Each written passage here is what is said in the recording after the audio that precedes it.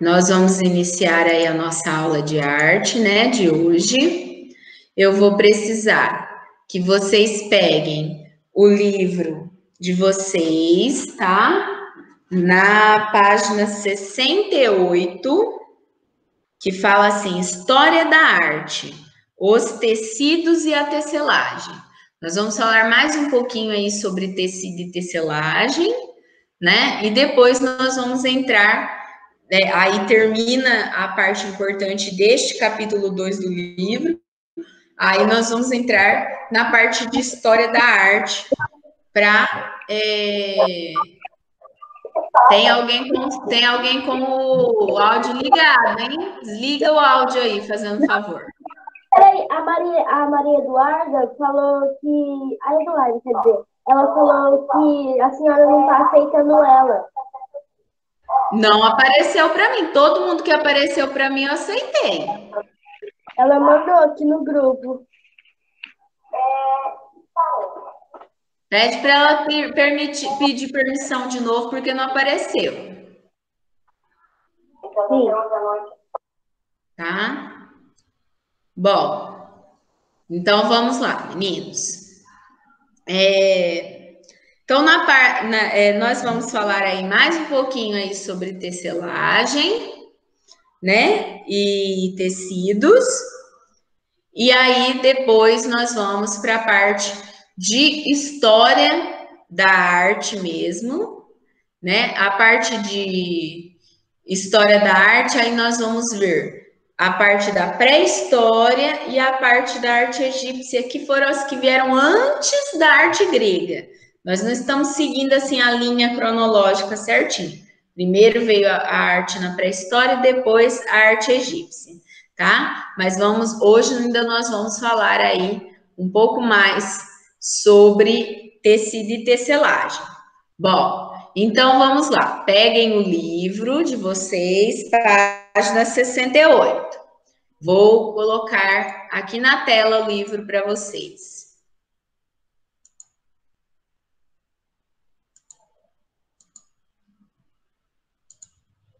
Então vamos lá. Na página 68. Deixa eu aumentar um pouquinho. Aí. Tecido e tecelagem. Os tecidos fazem parte da história da humanidade. Com eles nos vestimos e criamos objetos para o nosso conforto e para a decoração, entre outras finalidades. Evidências arquitetônicas mostram que a tecelagem é uma das técnicas mais antigas desenvolvidas pela humanidade e tem acompanhado a história de diversas sociedades de diversas épocas e culturas. Pesquisas mais recentes, ah lá, apareceu, mais alguém pedindo para entrar. Pronto. Pesquisas mais recentes mostram que a humanidade começa a tecelagem desde o Paleolítico, no período mais antigo da pré-história. Provavelmente, as primeiras roupas produzidas pelos seres humanos pré-históricos eram feitas unindo peles de animais com auxílios de fios de fibras vegetais. Acredita-se que essa técnica de tecelagem tenha surgido com a tesitura de redes e inicialmente eram utilizadas para caçar e fazer armadilhas, também cestas utilizadas para o transporte e armazenagem. O que eles acreditaram, então, depois de alguns estudos? Que desde a pré-história, o ser humano unia pedaços de pele de animal para poder fazer roupas, usando fios de fibra, então meio que costurando já. É lógico, não tinha agulha certinha como a gente tem hoje, mas eles conseguiam através de nós, né? Através de e a tesitura de redes. O que seria essa tesitura de redes? Ir trançando, olha lá, tipo essa daqui, ó, onde eu estou passando o mouse, que tem aí na página de vocês. Irem trançando e amarrando fios de fibras para fazer como se fossem cordinhas, fazer uma rede para fazer armadilhas, para fazer, né, ou para fazer cestas e transportar os alimentos, tá? Aí, como seria a agulha pré-histórica? Olha lá, a agulha pré-histórica seria mais ou menos assim, ó. Como se fosse uma lasca, né, de madeira grande e com uma partinha aqui embaixo, tá? Aí na página da frente. Após o desenvolvimento do tear manual, os povos da antiguidade passaram a produzir os mais diferentes tipos de tecido. Quem é que cria o tear manual? Que é esse aqui, ó lá, que nós vimos a semana passada. Lembra de ficar passando um fio dentro do outro? O tear manual é criado no Egito Antigo, tá bom? Então, olha só. Cerca de 4.000 anos antes de Cristo, no Egito Antigo, a fibra mais popular era o linho, produzida a partir de uma planta das famílias das lináceas. No mesmo período, na Mesopotâmia, os tecidos de lã eram os mais comuns, pois a criação de carneiros e ovelhas era característica dos povos que habitavam essa região. Então, eu quero que vocês grifem agora, cerca de 4.000 anos antes de Cristo, até a região. Grifem aí no livro de vocês. Um marca-texto. Aí embaixo. Tá falando assim: fragmento de papiro egípcio que mostra homens e mulheres na fiação de um tear na época do Império Médio do Egito. Então, o que é o fragmento de papiro? Seria um fragmento de papel, né? Era um tipo de folha usada para escrever ou pintar no Egito Antigo, tá? Bom, voltando ali. Por volta de 3.000 a.C., as regiões onde hoje se localizam a Índia e o Paquistão foram as primeiras no uso do algodão para tecer. Essa planta já era cultivada na América desde 5.800 a.C. Na China, por volta de 2.700 a.C., desenvolveu-se a fabricação da seda, produzida com fibras retiradas de casulos de diferentes tipos de mariposas, geralmente geneticamente chamadas de bicho da seda. No século XVI, durante as grandes navegações,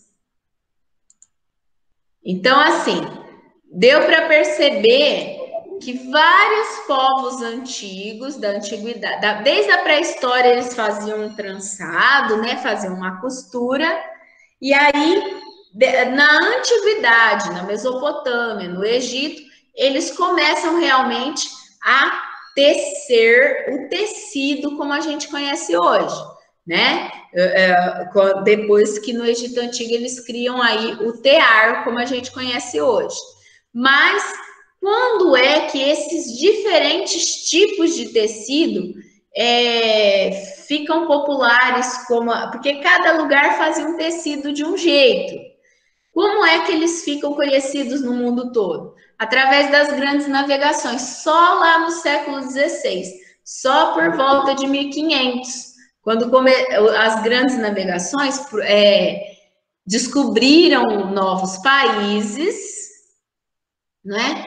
Descobriram novos países e fizeram com que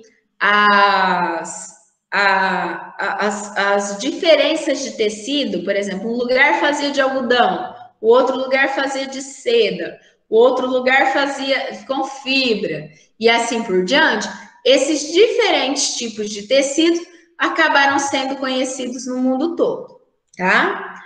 Entre os séculos 18 e 19, inovações tecnológicas como a criação da máquina de costura e a invenção de um tear automatizado revolucionaram a tecelagem, gerando grandes impactos econômicos e sociais. É lógico, antes do século 18 e 19, era tudo manual. Olha lá, olha aqui a gravura chinesa que vocês estão vendo na página 69, mostrando, olha lá, um tear de esticado as linhas, ó, de fora a fora, e aí as pessoas trabalhando, trançando de um lado para o outro, formando tecido. Ó lá, aqui embaixo já vai formando tecido. E era tudo feito à mão. Só no século XVIII e XIX é que as renovações tecnológicas criam a máquina de costura e o tear automatizado. Aí não era mais feito à mão. Então pode grifar essa parte aqui também. Entre os séculos XVIII e XIX, inovações tecnológicas, criar a máquina de costura. Aí é claro que mudou, né? Vocês acham que era rápido para fazer um pedaço de tecido à mão? Não, era demorado. Com o tear automatizado nas fábricas, fazia rapidinho. Né? Então, revolucionou a forma de fazer tecido. Aí, olha lá na página 70. Com o surgimento da indústria têxtil, os tecidos e as roupas passaram a ser produzidos em larga escala. Em vez de produzir manualmente para o consumo próprio de homens e mulheres e até as crianças mais pobres, foram trabalhar nas fábricas de tecido, iniciando o ciclo de exploração de mão de obra, que ainda é muito comum nesse setor. Então, eles acabaram, né, criando ali esses teares automatizados e nessa época, homens, mulheres e até crianças, porque nessa época o trabalho infantil não era proibido ainda, começaram a produzir em grande escala, em larga escala. Isso barateou as roupas, porque se era difícil de fazer manualmente, a roupa tinha que ser mais cara. Quando surgem as fábricas, aí é que as roupas se tornam um pouco mais baratas. Por quê? Porque o tecido acaba sendo feito de uma maneira mais fácil, né? Aí, olha lá, essa foto, ó, são as mulheres trabalhando em uma fábrica de tecido nos Estados Unidos, cerca de 1890, a data dessa foto. Tá bom? Aí, olha só. Aqui está falando que hoje o Brasil considera o trabalho infantil uma atividade proibida para menores de 16 anos, né? Mas antigamente não era assim. Aí lá embaixo, com a Revolução Industrial, também deu origem a um novo mercado que estimulou mais o consumo de roupas e outras peças feitas de tecido para o uso doméstico e decorativo. Atualmente, esse mercado funciona em escala global. Peças feitas em países como a Índia e a China, por exemplo, chegam ao Brasil rapidamente, sem que tenham ideia de quem as confeccionou. Aí na página 71 agora. A chamada moda rápida, né, ou fast fashion, tem fabricado roupas em tempo extremamente curto e com um custo cada vez mais baixo, quase sempre explorando as pessoas que produzem e comprometendo seus recursos naturais do planeta. Além disso, de modo geral, as roupas estão cada vez mais padronizadas e têm perdido sua identidade local. Diante disso, é cada vez mais necessário que nós procuremos saber de onde vêm nossas roupas e em que condições elas são produzidas. Então, hoje eles são produzidos em grande escala e aí aqui está falando, né? Perdeu a identidade local. Por quê? Porque antigamente a China trabalhava muito com a seda, né? Outro país trabalhava com outro tipo de tecido. E hoje em dia já não, todo mundo produz qualquer tipo de tecido graças às grandes fábricas, tá? Aí agora vocês vão para a página 72 e nós vamos falar da cestaria dos povos indígenas brasileiros. Os índios brasileiros, eles desenvolveram, né, a cestaria, que é trançar, que é tecer também, só que em vez de tecer tecidos, eles tecem fibras naturais fazem cestas com esse trabalho, né? Então, olha só. O termo cestaria nomeia a técnica de criar objetos do trançado de elementos vegetais flexíveis ou semirrígidos, como folhas de palmeiras e pequenos galhos maleáveis. O entrelaçamento das fibras na cestaria segue o mesmo princípio da manufatura de tecidos com trama e urdidura. Olha lá. Então, vocês podem grifar essa parte, esse primeiro parágrafo. Ou seja, segue o mesmo. Lembra que eu falei, né, que as linhas que ficavam retas no tear eram as tramas. E a linha que a gente ia passando de um lado para o outro, fazendo zigue-zague, era a urdidura. A cestaria indígena utiliza o mesmo jeito. Tem as tramas e aí eles vão trançando uma na outra, fazendo as urdiduras. Só muda que, ao invés de usar fio de linha, eles vão utilizar materiais vegetais, como materiais bem flexíveis, como fibras, né, de palmeira, folha de palmeira, pequenos galhos maleáveis e assim por diante. E aí eles conseguem fazer as cestarias. Eles costumam fazer, então, essas cestas de palha, olha aqui embaixo. Olha lá os exemplos.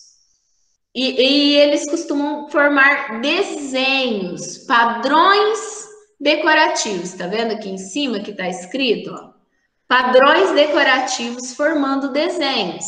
Olha lá, esse primeiro desenho se chama rabo de pacu. O segundo desenho se chama desenho da carapaça de um tipo de besouro. O terceiro, movimento do infinito. O quarto, pegada de uma onça. O cinco, tapuru. O 6, desenho das costas de um besouro. O 7, olho de ave noturna. E o 8, pegada de maçarico. Ou seja, eles meio que tentaram imitar alguns, né, elementos da natureza, fazendo essas tramas, esses trançados de formas diferentes, formando tecidos, tá? Não só no Brasil, não só os índios brasileiros utilizam essas técnicas de cestaria, mas também os índios, as pessoas, né, as populações da Venezuela e da Colômbia também, né, descendentes de índio, também têm essas técnicas de fazer cestaria dessa forma. Aí olha na página 73. Olha só os exemplos das cestas que eles produzem. São cestas para ser usadas no dia a dia, mas não é porque são usadas no dia a dia que elas não vão ser decoradas, não vão ter desenhos, tá vendo? Serem enfeitadas. Então, os indígenas, eles fazem esses trabalhos, né, de tecelagem, de trançar fibras vegetais e formar essas cestas. E isso se chama cestaria, tá? Aí aqui nós temos vários exemplos.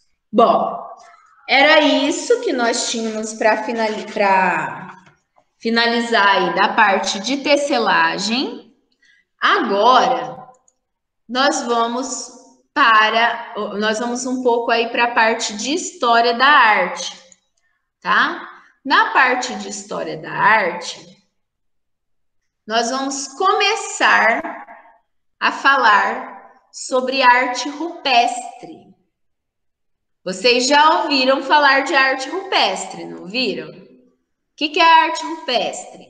É a arte pré-histórica, tá? Então, nós vamos começar a falar sobre arte pré-histórica agora. Aí nós vamos falar da arte pré-histórica, depois nós vamos passar para a arte egípcia. Espera aí só um minutinho que tem uma pessoa pedindo para entrar. Pronto. Então, vamos voltar lá. Arte pré-histórica. Olha só. Todo mundo tá vendo essa imagem da arte pré-histórica, não é? Sim. Olha lá esse pássaro. Esse pássaro foi feito, né, numa rocha, numa parede de uma rocha, de uma caverna. Então, a arte pré-histórica nada mais é do que as pinturas em cavernas da época, né, da pré-história. Essa arte pré-histórica, ela vai ser chamada de arte rupestre. Então, sempre que vocês virem esse nome, arte rupestre, vocês têm que lembrar que é a arte da época da pré-história, tá bom? Das paredes das cavernas. Continuando. Do francês rupestre, o termo designa gravação, traçado e pintura sobre um suporte rochoso, de qualquer que seja a técnica empregada. Então, sempre que vocês verem rupestre, tem a ver com isso. Suporte é a rocha, é a pedra, é a caverna, né? Então, é a gravação, ou traçado, ou uma pintura em paredes de cavernas.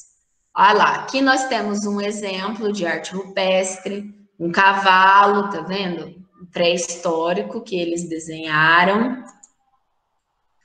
A arte rupestre é o nome das mais antigas representações artísticas do homem. Os mais antigos indícios desta arte são datados do período paleolítico, superior a 40 mil anos antes de Cristo. Consistem em pinturas e desenhos gravadas em paredes e tetos de caverna. Isso demonstra que o homem pré-histórico já sentia a necessidade de se expressar através das artes, algo inerente ao ser humano. Ele tinha necessidade de deixar a sua marca, de se expressar. Aqui, ó, nós já temos outro exemplo. Esse exemplo aqui é brasileiro, viu? Esse exemplo fica na Serra da Capivara, lá no Piauí. Aqui nós temos a mamãe, ó, um cervo, né? O filhinho ali, o filhotinho, e um sapo aqui embaixo. Pintura rupestre, realizada por meio de diversas técnicas, algumas com a fricção de um bloco de pigmento seco e duro na pedra, outras com o uso de um pincel feito de galhos de árvore, e em outros casos a pintura pode ser feita com o próprio dedo ou pigmento transportado em pó e assoprado para a rocha. Então, existem várias formas de fazer as técnicas de pintura rupestre. Quais são elas?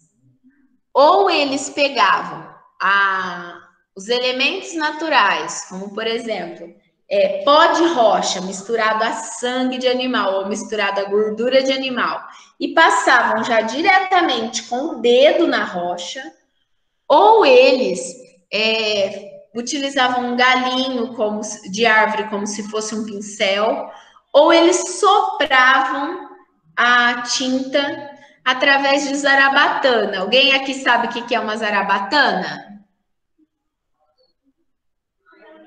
Já ouviram falar em zarabatana? Zarabatana é um caninho em que eles puxavam, sugavam a tinta, né, que eles tinham preparado naquele caninho e depois colocava a mão na parede e soprava aquela tinta, como essas mãos que nós estamos vendo aqui. Essa técnica de pintura era chamada de pintura em negativo. Agora nós vamos ver algumas técnicas dessas pinturas. Poderiam ser gravuras através, né, do picoteamento ou a incisão, ou seja, fazer virar em baixo relevo. Vou mostrar para vocês como era. Olha lá. A gravura rupestre era arrancar mesmo, era tirar, não era pintar. era tirar ali um pedacinho e ir formando o desenho, esculpindo na rocha, né? Fazendo ali um baixo relevo na rocha e formando o desenho. Essa técnica era chamada de gravura. No Brasil, nós temos no sertão do nordestino do Brasil, principalmente na Serra da Capivara, que fica no Piauí, nós temos vestígios da arte rupestre brasileira, como essa. Não tá boa aquela foto. Essa outra. Olha lá, esta daqui, ó, os homenzinhos, como se eles estivessem trabalhando, tá vendo? E por que eles faziam esse tipo de arte rupestre? Olha lá. Porque tinha um caráter ritualístico. Eles acreditavam que desenhando o animal na rocha, nessas rochas que para eles eram consideradas sagradas, eles iam capturar a alma do animal. E aí, quando eles saíssem para caçar, eles iam conseguir caçar os animais. Por quê? Porque eles tinham capturado a alma do animal antes, através de um ritual. Cuidado, hein, gente? Tem muita gente que, quando a gente fala em ritual, pensa já em macumba, né? Tem muita gente que falou assim, falou a palavra ritual, fala, é macumba. Não, não é isso. Ritual tinha a ver com as crenças, com o que eles acreditavam naquela época. Eles acreditavam que eles fazendo antes de sair para a caçada, ter esse ritual de ir até a caverna, preparar a tinta e aplicar a tinta na parede, né, da caverna, formando o desenho daquele animal que ele queria capturar, ele ia conseguir ser atendido, né, e a sua caçada ia ser bem sucedida e ele ia conseguir ter esse alimento. Então, era um ritual para conseguir alimento. Tinha a ver com esses rituais da época. Com o passar do tempo, não foi só para rituais, foi também para fazer desenhos que demonstrassem o dia a dia daquele povo. Vocês viram que tinha um desenho lá que parecia que estava trabalhando? Foi para registrar, para fazer, para mostrar como era o dia a dia deles também. Né? Então, eles tinham essas formas, né, de criar. E como é que eram feitas as tintas deste período? Eles retiravam o sangue de animal ou a gordura de animal ou de vegetal, que vocês sabem que tem aquelas plantas que quando a gente corta ela não sai que nem um óleo, sai que um líquidozinho. Às vezes eles utilizavam óleo, esse olhinho que saía de algumas plantas, e eles usavam pó de rocha triturado. Então, por exemplo, tinha uma rocha meio marronzada, meio avermelhada, eles trituravam, eles quebravam bem ela, depois misturavam com aquela gordura animal e pronto, estava ali a tinta que ele podia utilizar. Quando eu falei da zarabatana, a zarabatana era como se fosse, né? Vou pegar aqui uma reguinha só para mostrar para vocês. A zarabatana era como se fosse um caninho oco, como se fosse um canudinho, que eles preparavam a tinta, depois que preparava a tinta, eles puxavam, né, aquela tinta nesse caninho. Aí segurava, colocava a mão ali e soprava. A hora que eles faziam isso, de soprar, a tinta caía tudo em cima da mão e em volta. A hora que tirava, ficava a tinta vazia, né? Então, existiam dois tipos também de fazer as mãos em negativo. O primeiro tipo de fazer a mão em negativo era colocar a mão já na tinta, igual criança faz, né? Criança faz muito trabalho disso, né? De pintar. Colocava a tinta assim na mão já, lambuzava a mão de tinta, chegava ali e colocava. Então, nesse ficava marcado a mão da pessoa e a mão da pessoa é que ficava com a tinta. Então, a mão é que ficava pintada. Nesse tipo de técnica, né? De carimbo. Esse era o tipo de carimbo. Chegava lá e pá, carimbava, tá? Aí ficava ali a mão. Mas tinha também a técnica, né, da zarabatana, que aí era chamada de mãos em negativo.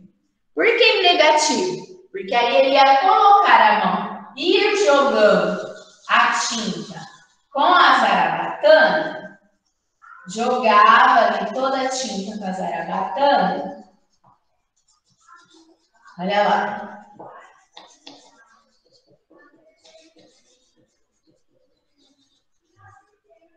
Jogava toda a tinta. Aí vamos supor que foi jogando ali com o caninho. A hora que ele tirava, estava manchado tudo em volta e a mão limpa no meio. Aí essa técnica era a técnica de mão em negativo. Então eles usavam essas duas técnicas. Mão em carimbo, que aí manchava a mão de tinta e carimbava, e mão em negativo, que era colocar a mão e jogar a tinta em volta, tá? Eles tinham essa técnica também, tá? E a maioria dos desenhos dessa época eram desenhos de animais, desenhos de pessoas estilizadas, né? E sempre utilizando estes elementos, né, da natureza, elementos naturais. Bom, vou falar agora, só para a gente finalizar, né, a parte de arte. Vou falar para vocês o que vai ser de tarefa de hoje. De tarefa de hoje de arte, vocês terão que pesquisar, tá? Pintura rupestre, escultura rupestre e arquitetura rupestre. Pode ser até impresso, se quiser, mas eu preciso que vocês pesquisem essas três coisas. O que é a pintura rupestre, escultura rupestre e arquitetura rupestre.